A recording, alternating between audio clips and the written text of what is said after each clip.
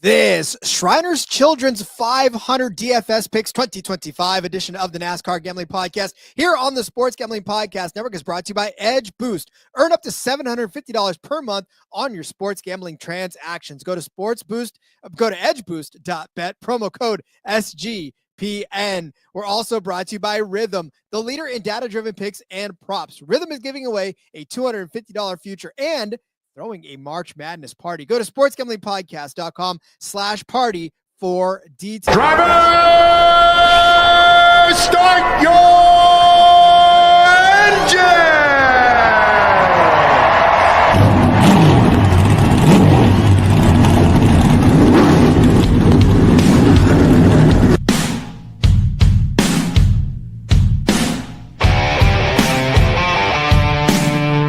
Strap in and pull those belts up tight as the Sports Gambling Podcast Network presents the NASCAR Gambling Podcast. I'm just gonna put my foot on the floor and I'm not listening to like the God or a checkered flag.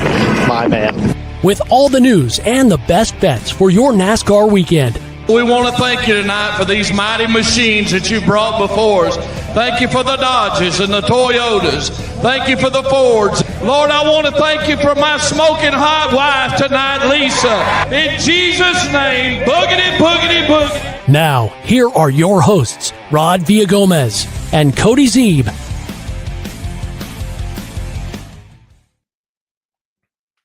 And of course, welcome in to another episode of the NASCAR Gambling Podcast here on the Sports Gambling Podcast Network. He's Cody Zeeb. I'm Rod Villagomez.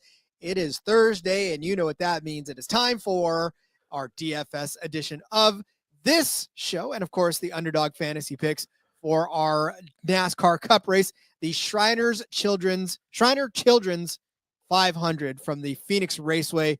Cody, it's a short, flat track. It is an oval. And there are actually laps to be led in this one. Oh, boy. Talk about shifting your DFS mindset, Rod.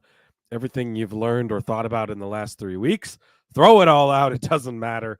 Everything is completely different the way you have to look at DFS this week. I'm ready for it. I'm excited.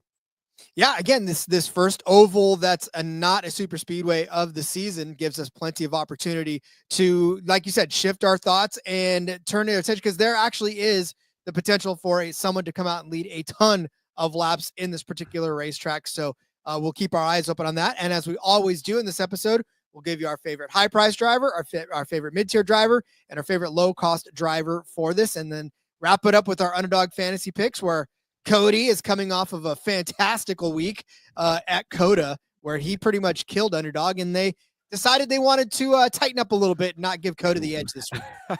We were talking about that before the episode here. I didn't really look at the Xfinity projections yet. Again, apologize for my voice today, as I'm still fighting this little bit of a head cold here. But yeah, like the projections for the Cup Series this week, like they're spot on. I mean, almost every guy in there, it's like, oh, that's right where you would pick him. And that makes it harder because there's not an obvious like, oh yeah, hammer this one way or hammer this one the other way. Of course, we still found the angles we want to take, and we're going to make the picks like we always do. But yeah, I think that they did a great job this week of knowing where to set things. And I suppose for them, it's probably easier this week than the 3 previous weeks as well. So maybe that factors into it also. Well, and of course, we, as always, say, just like Justin checking in, afternoons, boys, another day, another show, moving lines. Hey, I'm not kidding you when we say that there are books that are hanging out in our Discord, because there are folks that are in and working to handicap these races lurking about in the Discord. So I know everybody is free to say stuff, but at the same time, just understand we do legitimately move lines. Old fashioned chicken saying LFG. Let's go. Yeah. And Henry checking in too. Howdy, gents. Hope your day's going great. Been a pretty good day so far. Hopefully about to get a lot better as we go through our favorite fantasy picks.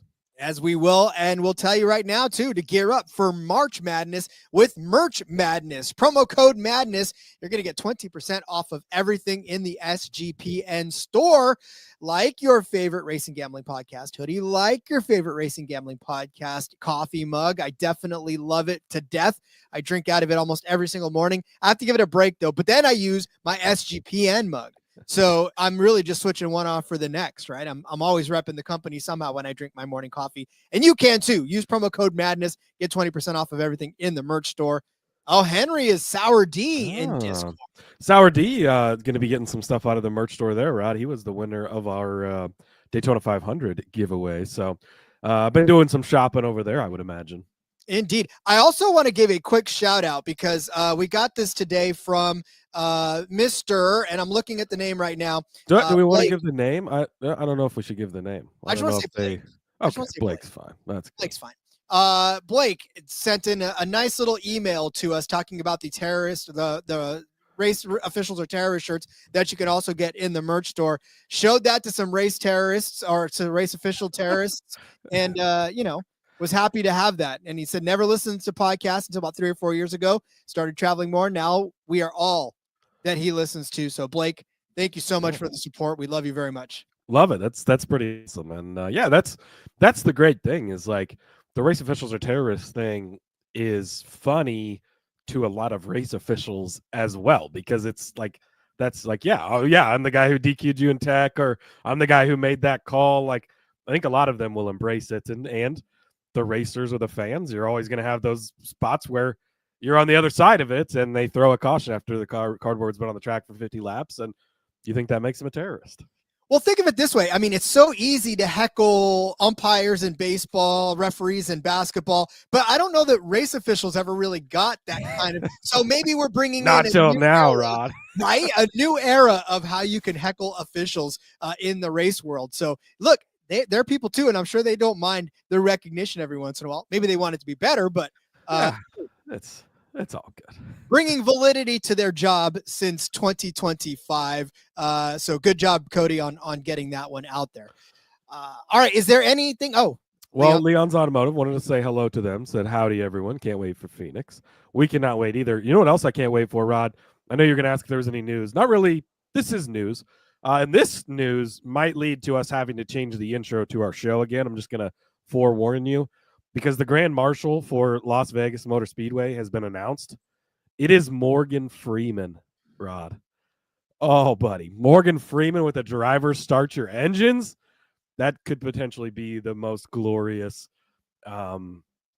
command that we've ever received before. I'm trying to not get my hopes up in that respect, because I really want it to be good, but I also don't want my because I just want to be like.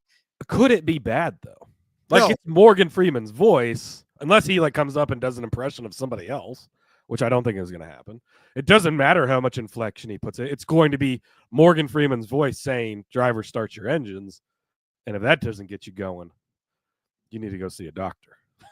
Kyle Busch, who crawled through 2 miles of shit to get to his first win of 2025, right? I could just imagine him wanting to go to Sewataneo with Kyle Busch after they both get out of. All right, I'm done. Laura saying hi. Hi, Laura. And hi, Laura. Morgan Freeman. Love me some Morgan Freeman. Yeah, this is going to be fun. Might have to change it for sure. But I just want him to narrate. You know what I want him? I want him in the booth. Just talking to me about NASCAR the whole time. That's what I want. That would be I just anything. He talked to me about anything. And the voice is beautiful. So saw that news today. And I thought that was pretty exciting. Justin saying, are we done with the breaking news, though? Been a lot the last couple of days. Well, ThorSport had a huge announcement today, Rod. That was not a huge announcement. So there is that. But otherwise, No, it was driver announcement tomorrow at noon. We're so excited. It's Luke Baldwin, Rod. Okay. It's right. Tommy's kid, so there's that. Tommy Baldwin, legendary crew chief, modified guy. Great. He's on DBC now. Okay. But yeah, I don't know that was worth all the hype that it had previous to that. But whatever. Don't turn up your volumes, folks, just because the enthusiasm dipped in this segment. But no, I just say, yeah. Yeah, that's not necessary. That's a non-starter in this. And we talked about the Briscoe news yesterday on the Xfinity show, Justin. So go check that out, and you get our thoughts there. Immediately went and just threw the entire mortgage on him to win the championship. No, actually, that didn't happen. But hey, who knows? Maybe we'll talk about him today, Rod. Maybe we won't. I threw my entire mortgage from 1992, which was not nearly as much as it is now. So I think we're good to go there. But wow, that's the year I was born, so I don't think I was paying a mortgage that year. But sorry, I was just trying to think of a way to get in, but I don't want to. All right, let's talk about Phoenix. It's the Phoenix Raceway in Avondale, Arizona. We are set for 312 laps. I don't want Blake to stop listening because we start getting blue on this show. 312 laps around this 1 mile paved short flat track with that gigantically fun dog leg with every fans out for 312 miles. That means there's some laps to be led, Cody, and there could be several drivers that lead several laps around this track. Yeah, absolutely. So, I mean, this is the first race of the year, as we sort of alluded to, that you're going to actually try and pick the people who lead laps, because at Daytona, it's impossible to know who's going to lead laps. At Atlanta, it's impossible to know. I mean, it's going to be spread out between different people. The fast laps are going to be spread out. And so you're not really playing that. You're more worried about wrecks and losing points as well. Last week at Coda, sure, it was 90-some laps instead of 60-some. So that certainly came into play. And it ends up being Kyle Busch, which I don't think a lot of people saw that being the guy who leads the most laps, right? But this week, 312 laps. So 312 laps led available, 312 fast laps available, and those will likely come from the same person, not all 312, but whoever one or two drivers lead a lot of laps, it is going to be also getting the fastest laps and more of your traditional DFS on a week-to-week now that we're at a more traditional track. So let's kick it off with our high-priced drivers, Rod, and I'm just going to go near the top, second guy on the list here, Ryan Blaney, 10,800. Look, we've had 6 races here in the next-gen era. He has finished inside of the top 5 in all 6 of those races. 4 of them, he's finished in second place. So let's go back through and walk through them. And really, if you want to go even farther back, he's actually got 7 top 5s in a row back to the old car. He's got 9 top 10s in a row. And in the last 12 races, he has got 10 top 5 finishes. So, yeah, he's been pretty fucking good at Phoenix. Old car, new car, doesn't really matter. But 2022 spring race came out swinging 143 laps led after starting on the pole, ends up finishing in 4th place. Then they came back here in the fall, 109 laps led and ended up in 2nd place that day and should have led a lot more laps. This is actually the day that he essentially played protect Joey Logano as Joey Logano drives away to the championship because he wasn't in the Final 4. He was the faster car. He was the better car, but stayed in 2nd place a majority of the second half of the day. Probably should have led 209 laps instead of 109 laps that day. So just to kind of speak to the speed he's had here and everything. 23 March race. He started 8th, finished 2nd, but didn't lead any laps, so that's less than ideal. But then 23, the fall race, when he won the championship, started in 2nd, or started in 15th rather, finished 2nd, only led 2 laps. But again, he was better than Ross Chastain that day, but there was no reason, especially the Ross Chastain of 2023, to go and try and pass him or worry about that when he could finish 2nd and wrap up the championship. So another example speaking to him having a great car, but just not necessarily going out there and pushing it too hard. And these are all the fall races, right? That's not going to come into play in this race, in the spring race. Last year starts in 16th in the spring, finishes 5th. Didn't lead any laps in there, but still placed differential, good finishing position, which is good. And then in the fall race here, he led 12 laps, finished again 2nd place to Joey Logano, who of course won the championship. But Ryan Blaney, he's been really, really good at this track, especially in the new car. even in the old car. He's got the upside to lead 143 laps, or maybe even more than that if he's not playing defense and holding on to second. So Ryan Blaney feels like a guy going to be extremely popular this weekend, but for really good reasons. So I like him at 10,800. Well, sometimes if you want to be competitive in these big tournaments, you have to have the guys that score you the points. And this is the instance to do it. Our friends over at iFantasy Race will back you up on this one. He's got the best next-gen average finish here in Phoenix. That's the best, 2.8. The next best is William Byron with 8.3. So this isn't even like this is a couple difference. Right? It's pretty much 6 whole spots. And in the spring of 2024, Ryan Blaney had the 7th most DraftKings points, 54 points to be exact. So, yeah, I mean, look, you're going to take a swing at a guy like this. You got to take a swing at a guy like this because he does have the potential to be the best, and he's going to be consistently good. So I'm with you on Ryan Blaney on this one. I went down into like the very deep end of the high price guys. Yeah, does this guy even count as a high price guy, Rod? I don't know, but I just knew that there was going to be so many people on everybody else that you had brought up Kyle Busch here, and I'm bringing up Kyle Busch again. Kyle Busch, $8,600. We talked a lot about him in the betting episode, and I just feel like maybe, just maybe, the worst is behind him as far as last season, not winning a race for the first time in 19 years. There was a lot going on. There was a lot of pressure, and he just wasn't doing well. And I think last week at COTA may have sparked something in Kyle Busch that's like, hey, I still got stuff left in the tank. This Rod guy who keeps trying to retire me, screw him. Like, I'm gonna run, and I'm gonna run well, and Rod can eat his words. And you know what? I will, Kyle. If you come out and do well in this particular race, I will eat my words. Here's the thing about Kyle Busch, though. He has led the most laps around this particular track of all the active drivers right now, and it isn't even close. Now, he hasn't done it in a very, very long time. He hasn't led a lap in a bunch of races. However, he's led 1,190 laps around this particular track. He's got 39 starts, 3 wins, 12 top 5s, 26 top 10 finishes. Again, they haven't come within the last couple of years. In the fall of 2023, 25th. In the spring of 2024, 22nd. In the fall, 21st. But before that, 8th, 7th, 7th, 7th. So he knows how to get around this track. He knows how to lead around this track. And here's the thing. I just watched one of my daughter's performances this morning, and that the guy was critiquing the concert band afterwards. And it was a song that had a lot going on. It was a song that was really active, and the percussionist behind it was ahead of the beat, and you could tell he just wasn't trying to make a mistake. He was trying to be perfect. He was trying to hit all the notes. He was trying to be flawless because it was a really busy part. The guy stood up in front of the group, and he's like, look, relax. You guys are playing this well. You already know how to do this. You just need to relax. You just need to trust that you can play this and trust that you can be good enough. And you know what happens? They play it through a second time, relaxed, everything fell into place. It sounded so much better the second time because they weren't concerned about making a mistake. All of 2024, it just felt like Kyle Busch was concerned about making mistakes. He just needs to relax. Maybe last week was that first deep breath and he was just relaxing. Cody said it before 1.5 million times. It's a contract year. He's out to prove that he belongs in that 8 ride. He needs to get back into there. So I think for Kyle Busch, the stats all speak for themselves. This is a get right point, and $8,600 for him. That is huge return if he can get you a good day. Yeah, I like it. I'm going to correct one thing. He doesn't need to prove it. He can have the 8 ride because we already know he can have that one.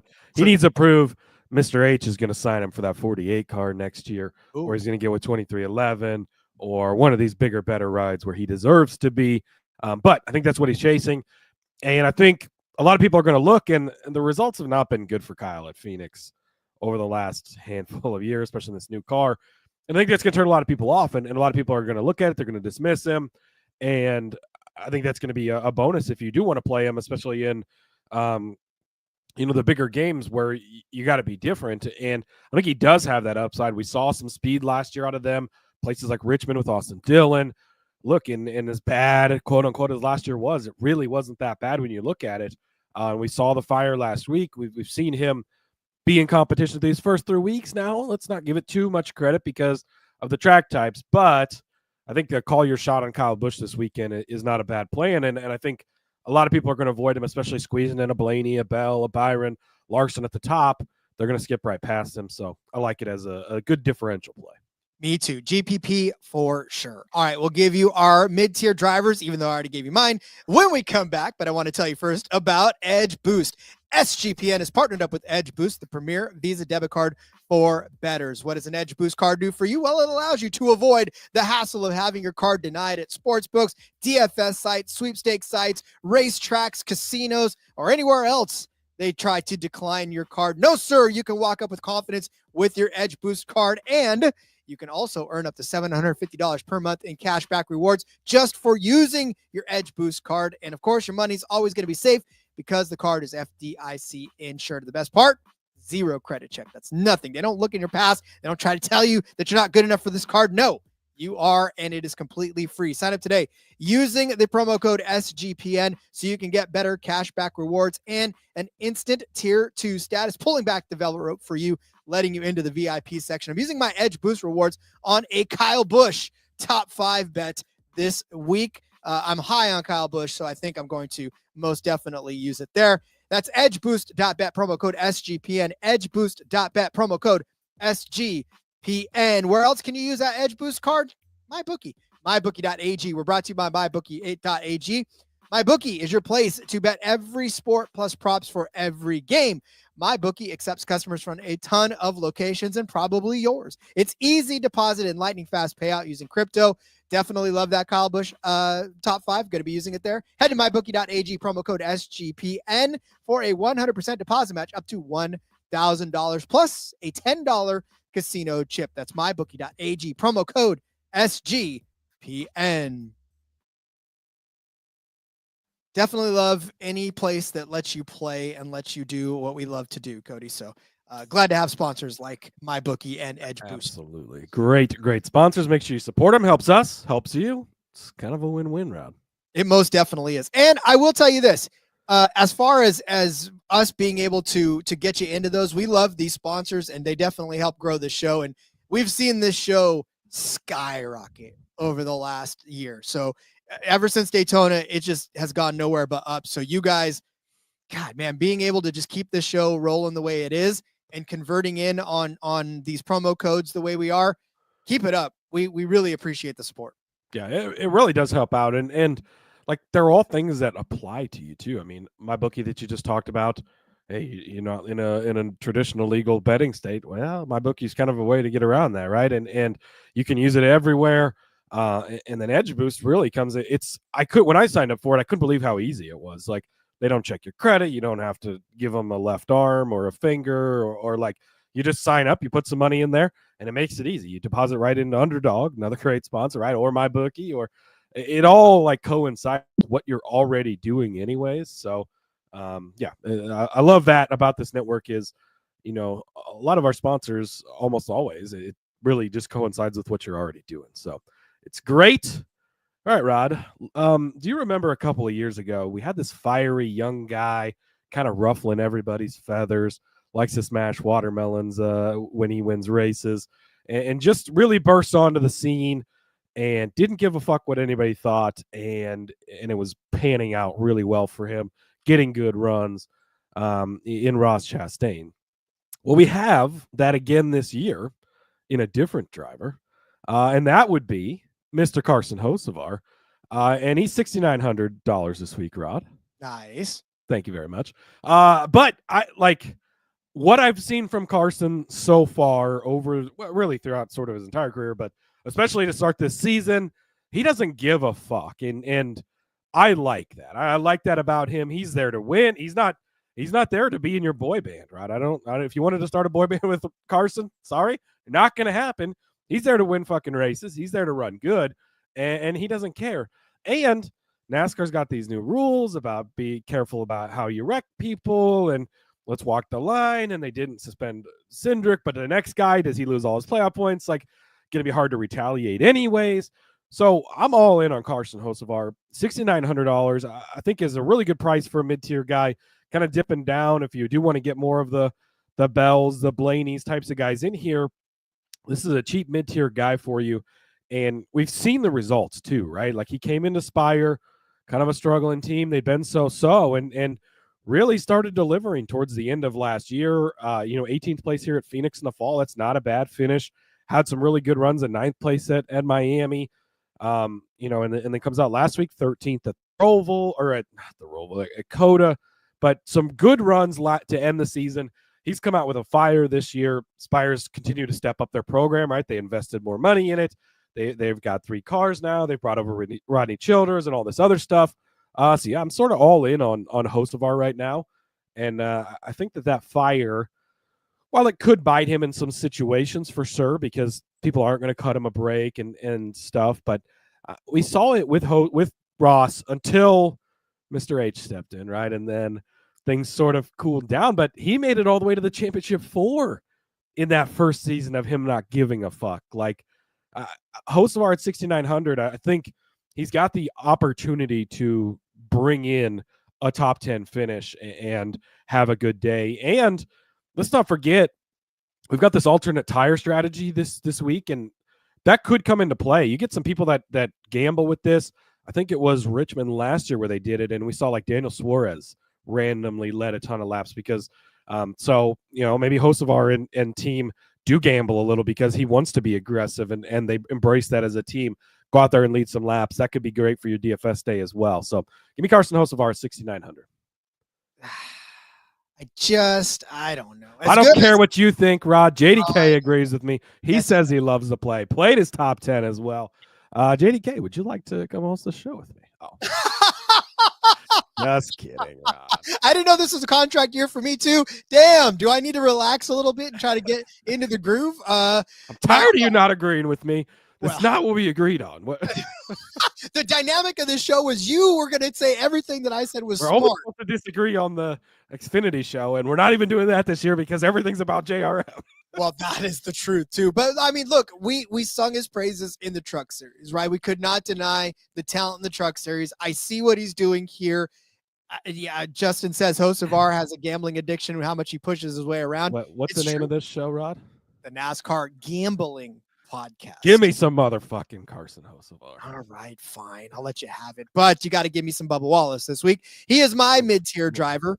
Bubba Wallace, $7,700. Here's the thing, though, right? We're talking DFS. We're not talking betting. I'm not banking on him getting a top 10. I'm not banking on him having a top 5 finish or so. But what I would like from him is somewhere in that 30 to 40 point range. If you look at his average finishes here, he is 13th in terms of active drivers right now as far as active finishes. A 7th place last year in the fall, 16th before that, 10th before that, 14th before that in 2023 in the spring. A couple of bad finishes in 2022, 22nd and 22nd. But what I will say to you is that when you look at where he's at from a DFS standpoint, in the 2022 race, he actually scored you 27 points, 27.25 in the spring of 2022. In 2023, he got you 34 points. And then last spring, Bubba Wallace got you 33 points. So I'm okay with that. About 4 times what you're paying for him, right? Somewhere in that vicinity.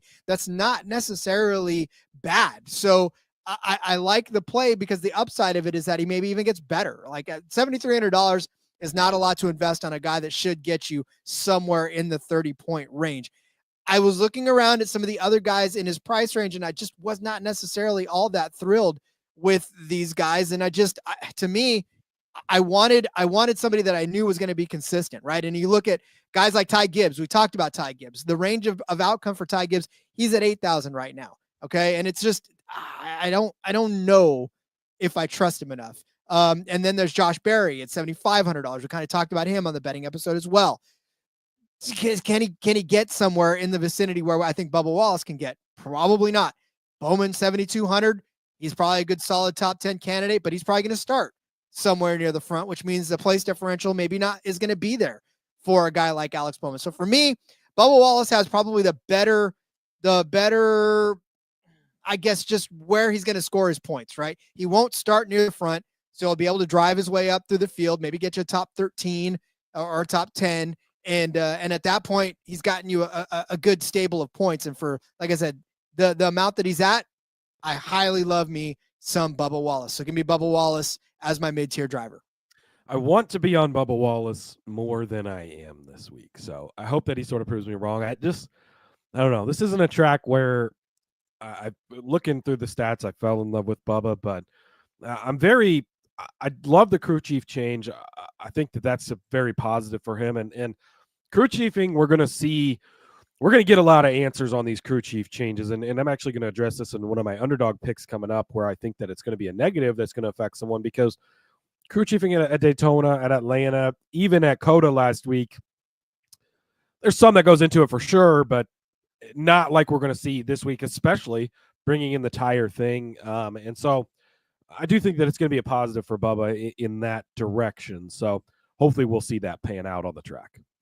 I hope so too, for my underdog, or for my DraftKings sake. So, all right, Cody. Well, then let's step down and take a look at some of the lower price drivers for this slate. Who are you saving money on? Talk about young guys with some fire, with some potential, that are doing well for us and been cashing bets for us lately. Todd Gilliland, 5,600. He is extremely, extremely cheap, especially for being in the flagship Front Row Motorsports car. He's in that 34 car now, right? He's the guy. He's the number one man. They've got all this extra money invested. They bought another charter. All similar things to Spire, right? They're suing NASCAR. Spire isn't doing that, but NASCAR's now suing them again, countersuing to the suit, to the countersuit to the suit. I don't know. I'm lost. But anyways, Todd Gilliland, this is another case of looking at the raw stats, at the raw data. It is what it is. It's fine. He's 17th last spring. Not a bad finish, especially for this price. 20th in the fall. He did actually lead 14 laps last spring too. Has a 19th place finish in his first start with Front Row back a couple of years ago. But this is just a case of picking some young guys here that we've seen everything from, right? We've really seen them progress. They've cashed us some bets because they've been underrated. They continue to be underrated price-wise. Now we're getting to quote-unquote normal tracks where we're going to see their talent make a difference. Excuse me. And I think that that's going to come through in the Hocevar case. I think that's going to come through in the Gilliland case. So I'm going with the young gun flashy lineup this week. Give me Todd Gilliland at 5,600. I looked at Todd Gilliland too, and I kind of, part of me was like, well, you know what? I feel like Cody's going to take him. So I am very glad that I left him behind, because you definitely took him. So Gilly gang. That's right. Gilly gang, bang, bang, Gilly gang. Yeah, I like I said, I knew you were going to take him. So I kind of left him on the table for you. And I went down to all the way down to the bottom. I'm going to look, making her first Cup Series start ever, Catherine Legge. But $4,500 for Catherine, who is making her first start, the British driver.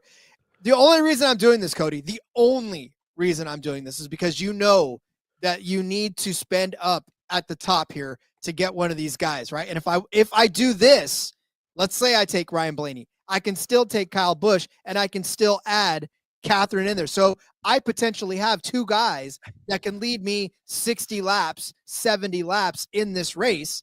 Whereas if I tried a different strategy and try to maybe get upside in a different position, that could cost me. I just read you all of the guys that are somewhere in the mid, and I'm not thrilled about most of them, right? So to me, I'm okay taking this because she could start last, right? And drive her way up to okay, so she'll start last. So that means she's got nowhere to go but up. Guys are going to crash out of this. Guys are going to fail out of this race. Guys are going to fall out. If she's still running by the end of that, there is nothing but upside for Catherine. And at $4,500, all she needs to do is finish in 25th from 36th, right? I mean, that's a lofty goal, but I don't know how big the number would have to be for me to bet on her to finish on the top 25. I don't know. I'm excited to see her out there. I think that it's a great opportunity. I'm glad she's getting her first Cup Series start. You got to think, like, even BJ McLeod, if he was in this car, which he runs all the time, it's just, there really is like such a tier break from all of the chartered cars. Now, I even put the one Rick Ware car that's chartered, even with Cody in there, as like, has a chance to do something. And this is nothing against Catherine, because she's a good driver, right? She wrecked in the Indy 500 last year, Rod. Oh my God. So did like 10 other people. So she's not the only one. but for her to get to a level like that and race IMSA and all this sports car stuff, she is a great driver, and props to her. I'm really glad to see her out there.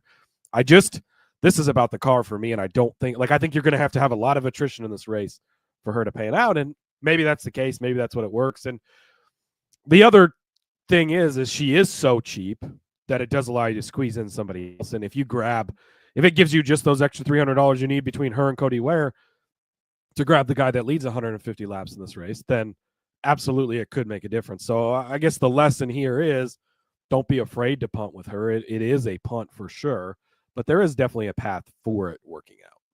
Yeah, again, like I said, it's if you want somebody that's not going to lose you points, because there is the possibility of somebody being able to lose you points here. Yeah, and that's the thing. Like, she will not lose you points because she almost certainly will start last. If she's not last, she'll be one of the last 3 to 5 cars, just because that car doesn't run every week. It just doesn't have the speed that everybody else has.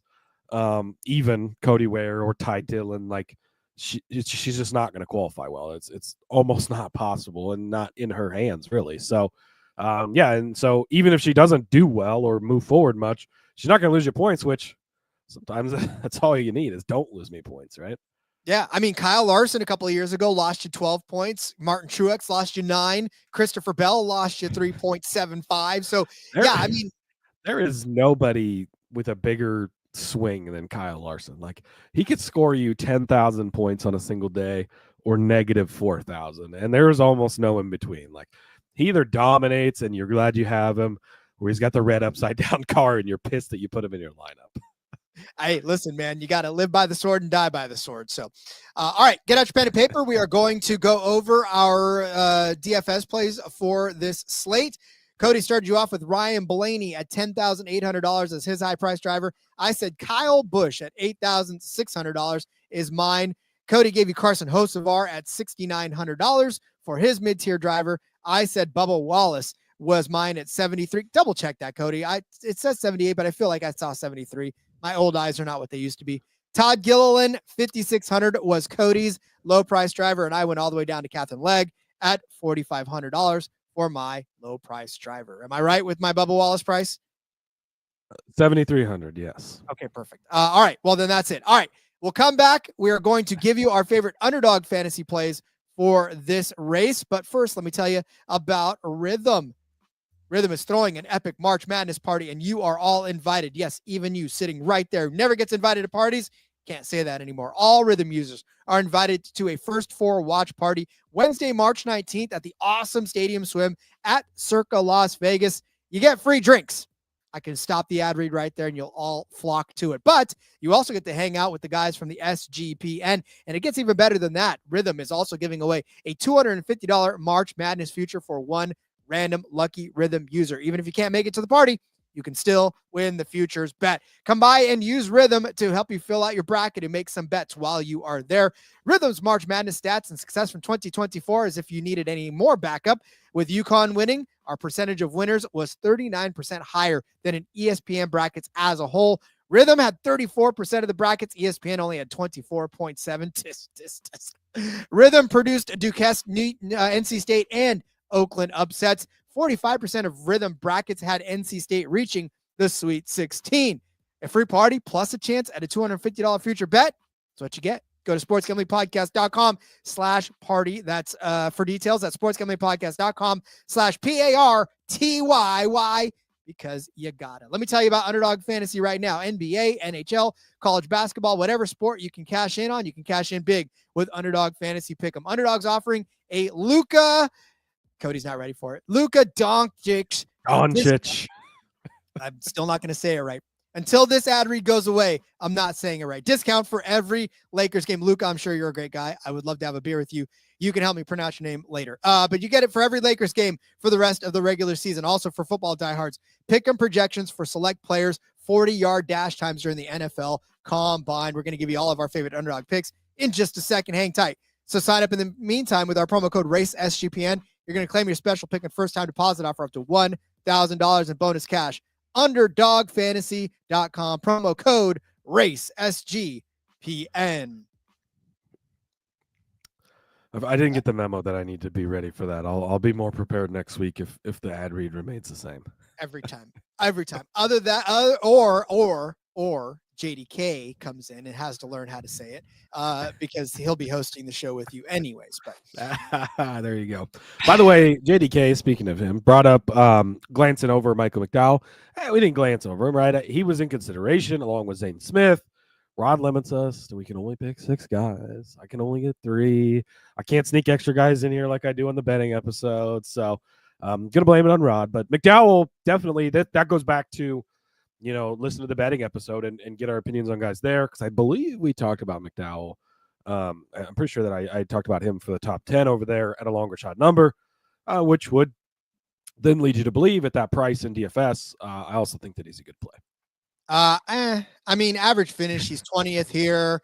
Michael McDowell got you. Yeah, but he's in this great Spire car now, Rod. Oh, you're right. All right, fine. You made a good point in the betting episode. Go back and listen to the betting episode, JDK. I think I have to go back and look if I even did that or not. I think you did. I'm like pretty sure. I think he was 10-1 for a top 10, and that's why I picked him.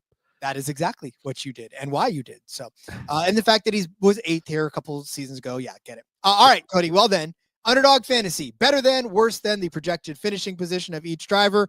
You stack them up like Cody did, and you break them, and you make them have to tighten up their projections for the following week.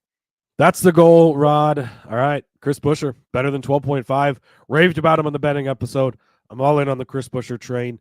If you haven't listened to the betting episode yet, he's the car lift again, second week in a row. Paid off for us big time last week. Hope that it's going to pay off again for us this week. 6 starts in this next-gen car. 4 of the 6 races he's finished on the better than, including the last 3 in a row, most notably.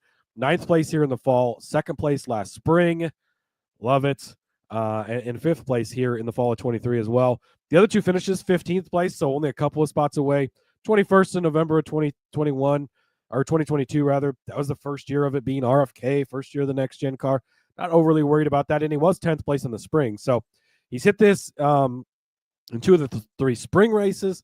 He's hit it in the last 3 races in a row. He's hit it in 4 of the 6.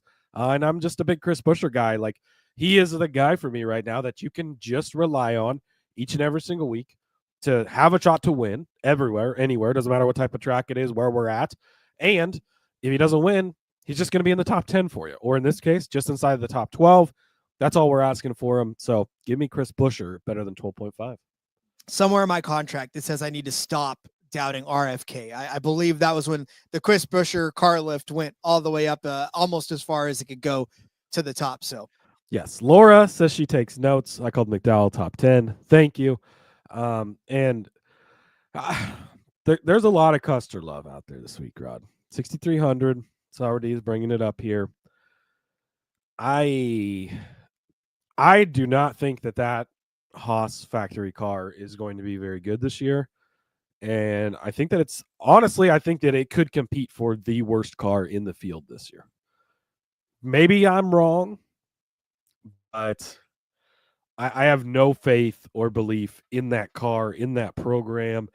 They stripped it. It's not the Haas factory team in the Xfinity Series where nothing changed. Everything stayed the same. It went from SHR to Haas factory. The team stayed in place. They got good drivers to replace the drivers they had. Like, they completely stripped this team. They got rid of all 4 teams, all 4 drivers. Everybody left the company. They created essentially a new team. Brought in Cole, which Cole is a fine driver. He did good in Xfinity. His cup record, not that great previously. And it's just a 1-car team. Yeah, sure, they're working with RFK a little, but I've seen a lot of people love Custer this week, and maybe I'm wrong. But I talked about it in the offseason. I think that's going to be one of the worst cars on a week-to-week basis this year. And I don't know. I'm not going to be playing any Custer unless he starts last or something, and he's worth a shot, I suppose. I think, Cody, you saw everybody liking Custard, and you mistook it for This Custard. is the week he's running the Custard car, isn't it? It is. Yeah, and they put his name on there as Cole Custard, which, shout out to Andy's for that, because that's just genius marketing. And that car is going to look great racing Catherine Legg for last place. So, whatever. As long as she finishes 1 spot better than she did, I'm okay with where we're at. All right. Speaking of finishing 1 spot better, I'm hoping Joey Logano finishes 1 spot worse than what his projection is. I'm taking a stab on this one. It's Joey Logano worse than 8.5. I know what you're saying, but Rod, he finished 8th here in 2022 in the spring. But Rod, he won this race last year in the fall. I understand all of that. I do. I really, but he also finished 34th here in the spring of last year. He also finished 11th in the spring here of 2023. I would like to hearken back to what year this is. This is 2025, Joey Logano. This is not a 2024, a 2022, a 2020 Joey Logano in which he dominates the series. No, this is an odd year, Joey Logano. I'm not sure a top 8 is in his, and of course it's not the fall either, where he's all of a sudden battling for a championship. So his average finish in the next gen era here is 12.2. This, of course, thanks to the fine folks over at iFantasy Race. So, I mean, in these races, right, in these 6 races, his average finish is 12.2. This is one, Cody, where you talked about it earlier. This is where they nailed it, right? This is actually one where I think they really got the line or the projection set very well for you. But I am going to say that I will take the worst then on this one, not only because it's an odd year, Joey Logano, but I also feel like there are so many people right now that, like, I'm putting a guy in like Kyle Busch back up inside of the top 10. Got to bump somebody, right? We're putting guys like Ty Gibbs potentially in the top 8. We got to bump somebody. And that somebody usually is Joey Logano. So will he have a top 10 finish? Likely. Will it be a top 8? I'm betting. I'm projecting against it. So give me Joey Logano worse than 8.5. Would you like to know my thoughts on Joey Logano this weekend, Rod? I would love to know your thoughts, Cody. I think that he could be competing for this win with Ryan Blaney, or he could be running for last place with Catherine Legg and Cole Custer. It could go either way. Who the fuck knows? So best of luck to you if you want to try and figure out what the hell's going on with Logano, because I can't ever seem to figure the guy out. So somebody I am going to try and figure out this weekend, Chris Buescher's teammate, Brad Keselowski. This might be the first time, maybe the only time all year that I'm going to talk bad about RFK, but I'm actually going to take the worst then on Brad at 13.5. Big RFK guy. Love Brad Keselowski. Super in love with Chris Buescher right now. But 6 next-gen races here, Rod. Only one time has he finished better than 13.5, and that really just kind of stands out like a sore thumb. Now, it was the spring race last year. He had a 4th-place run. A great finish, all of that. You just kind of talked about the strength of the Cup Series field right now. And I was thinking about this the other day. Is this the strongest Cup Series field at the top? And really, actually, arguably one of the strongest fields we've had from 1 to 32, I would say, in ever, probably. But at the top of the board, like, you can – I like how you're deep in thought over there, Rod. I might want your opinion on this in a minute. But there are so many really, really good drivers, and not that Brad isn't. I love Brad, but he hasn't got it done here in a while. You know, there were some really good runs in the old car, in the 2 Penske car, had a couple second places, a couple of top 5s, yes, but in the next gen era, 23rd, 35th, 18th, 15th. The 1/4 place is the outlier, 15th again in the fall. So does he finish 15th, 18th, 14th, maybe? Maybe, but I don't think he finishes better than 13th. So give me the Keselowski worse than 13.5. I'm with you on this one. I called it a couple of weeks ago too. At Coda, especially, I think it was Coda that last week that I said, I wasn't convinced yet that these guys, I know, and we talked about them running in the top 10 all the time and being together all the time, but that's less so now. They don't run as close together as they used to. A couple of years ago, I mean, it was religiously. If they were first and second, they were first and second. If they were 13th and 14th, they were 13th and 14th. But Buescher's definitely put some separation in there now. And Keselowski's going to have his spots. He's got his tracks where he's better. This just hasn't been one. And as strong as Ford's been here, it hasn't translated over to Keselowski as much. So I hate being down on the guy because I love him. But this one just really stood out to me. You know, again, 5 of 6 times he's not finished better than this. How do you take the better than side? So give me the worst then. I agree with you on that one. This one, another one that kind of I really toyed because we always try to give you guys that we don't always give you on the betting episode, or guys that we don't give you in DFS, because we try to talk about as many drivers as we can in a given week to give you some edge. But Kyle Larson, he said it's 6.5. That's the projection that he is at, 6.5. I will take the better than, and I will take my lumps if he doesn't finish better than, because I will say to you this, 6.5, that means he's got to be pretty much a top 5 finisher, which he was last fall. He was not in the spring. He finished 14th in that race. What a struggle that was for him. But then again, Kyle Larson kind of got off to a rocky start there. But before that, 3rd in the fall, 4th in the spring of 2023, 9th and 34th in 2022 in both the fall and the spring. But he won the fall race here in 2021, 7th in the spring, 4th in the fall, 4th in the spring of 2019 and 2020, 6th, 3rd. Like, he's just damn good on this track. And unfortunately, a couple of times that the finishes weren't there, you got to kind of chalk it off to he can't win them all. And so even still a top 5 finish for Kyle Larson, he's done that 3 out of the last 4 times on this track. And if you even count back 4 out of the last 6, 4, 5, 3, that many times out of the last that many times.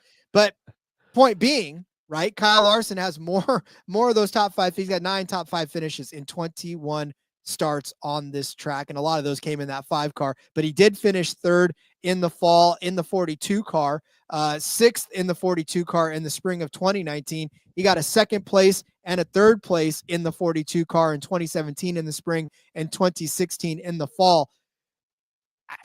Greatest driver in the world. I almost feel like I shouldn't have to defend him this hard, but it is difficult when it comes down to it, because you look at his average finish, and I just made a case for the worse than for Joey Logano, who's at 12.2. Kyle Larson's only one above him at 11.3. So, it's not as if he's tearing it around this track, but I think you can make a bigger case for Kyle Larson to be a top 5 finisher than you can for Joey Logano to be a top 5 finisher. So give me Kyle Larson better than 6.5. Yeah, I like it.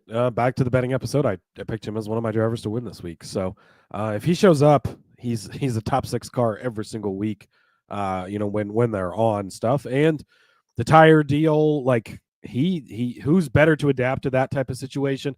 Cliff Daniels calling the shots for him.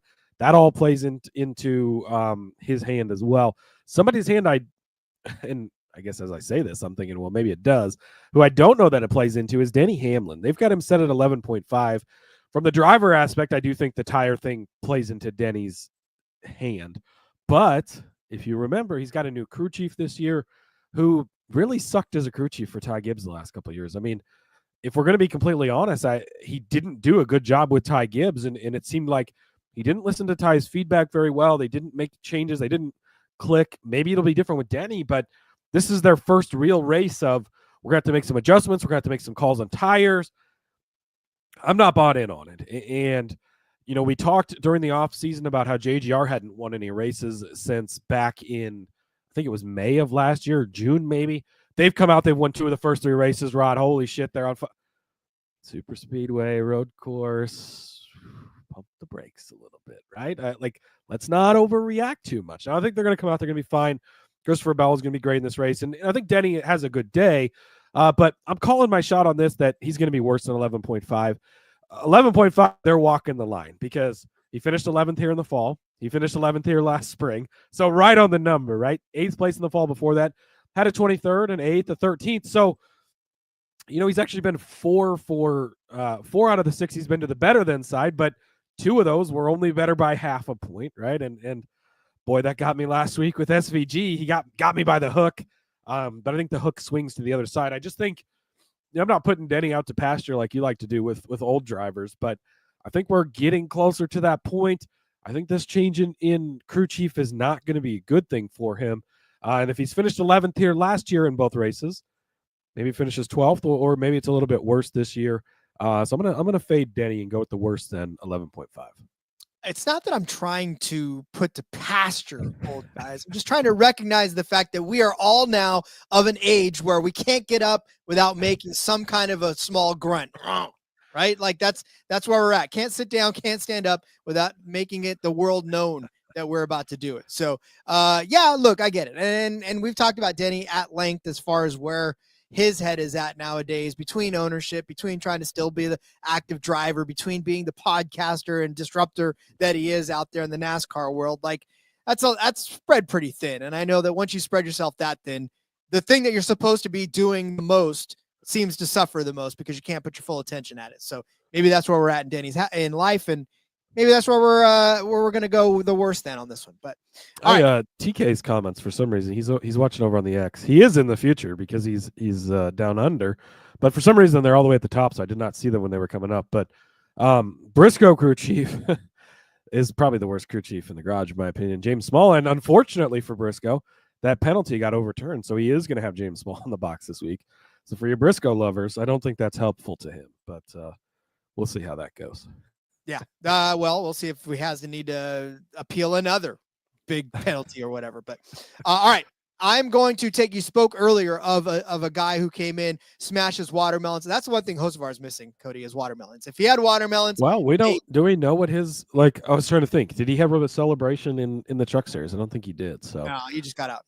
Hopefully he's got some prop in waiting for when he wins in the Cup Series. We almost got to see it at Atlanta a couple weeks ago.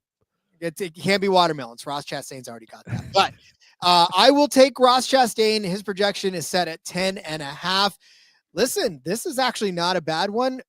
However, I will say that if you look at the average finishes here, the rankings of them all, as far as iFantasy Race is concerned, Ross Chastain, third on that list behind Ryan Blaney and William Byron. Ross Chastain with a 9.2 average finish in the next gen area. His worst finish, 24th in the spring race of 2023. And then right behind that, 19th in 2024 last fall. But before that, second place in the spring of 2022, third place in the fall, first place in the spring of 2023, won this race, and then sixth place in the fall. So for me, I'm looking at Ross Chastain and I'm kind of licking my lips thinking to myself, the upside into this one is fantastic because we haven't even gone back to his last couple where, like I said, second and third place, first, sixth. That 42 car, you can't really count, but yeah, ever since he's been in this one car, this has been a great ride for him. Only twice has he not finished inside of the top 10. So 2 out of 6 is a really good. In fact, that race that he won, he led 157 laps. So that's a fantastic DFS day for you as well. But look, Ross Chastain, we talked about it a couple of races ago. Yeah, he stuck his nose into it in Coda and got it smacked off, but he actually came back and rallied back for a pretty decent finish in that race in particular. He's got that top 10 finish on the year. Now, of course, the first couple super speedways didn't hurt. Our Daytona was a 40th place. He finished 8th at Atlanta and then rallied back for a 12th place finish in Coda. So he's running well, right? Regardless of the track style or the track type. So now that we're back into sort of familiar territory for Ross Chastain, I think now is the time where we're going to see him and we're going to see him run well. And it's just a top 10 finish for that one car. And we know that that's a possibility for him. So give me Ross Chastain better than 10.5. Yeah, I don't really have an argument with that. We've seen him be really, really good here in the past. So I like it. Bingo. All right, get out your pen and paper. We're going to go over our Underdog Fantasy picks for this race.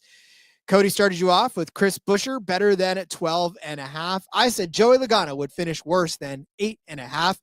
Cody said Brad Keselowski would finish worse than 13.5. And I said Kyle Larson finishing better than 6.5. Cody gave you Denny Hamlin worse than 11.5. And I gave you Christian Ross Chastain better than 10.5. Can you tell it's Thursday? Can you tell that the week is pretty much over? Maybe you could tell. I don't know. It's just when I need better glasses. That's all there's to it. When is SGPN going to give us vision? That's what I want. Well, Rod, you're getting up there in age, so yeah, it's just can't hear you. Getting towards the end of his podcasting career here. He's hit the ripe old age of 36, so he's aging out. Speak up, Sonny. You got to give me the Werthers, or else I can't function. So, all right. Let's get the hell out of here. I will say, guys, that this has been a fun week. Glad to be breaking down an oval for the week and looking forward to breaking down Vegas for you next week. Unfortunately, I'm gonna be on military duty, so I cannot go to Vegas, even though I would love to absolutely go out there. But maybe in the fall. Maybe I'll get out there in the fall. Hopefully you are able to, Rod. Yeah, and intermediate racing's been some of the best that we've had lately. So definitely looking forward to Vegas next week. In the meantime, Rod, go back, check out the previous shows from this week. Of course, the Cup Series picks on Tuesday, Xfinity Series picks yesterday. And yeah, we'll see you guys all next week. Follow me over on the X at Husker_Zeeb. can find all my stuff over there. There is tons and tons of stuff, racing related, non-racing related. Check it all out, and see you next week. Yes, sir. Follow me on Twitter at RJ Villagomez. Link in the bio, everything I've got going on, whether it's here. Make sure you're checking out the Back Road to Seth and Elliott, already out or coming out tonight, depending on when you listen, on the In Between Media YouTube channel. They're breaking down all of the fun from Phoenix for you as well. All right. Catch us on the Discord, everybody. Have some fun with us. There's conversation is going to continue all weekend long over there. There'll be more picks. There'll be more live plays, all that great stuff. sg.pn/Discord. Get in there as well. And then like, subscribe, do all the stuff that keeps this channel growing, because it, in fact, is. Love to reach that magical 1,000 mark sooner rather than later. All right. We've held you hostage long enough. We love you all. We'll see you guys next week. And until then, let's go racing and let it ride.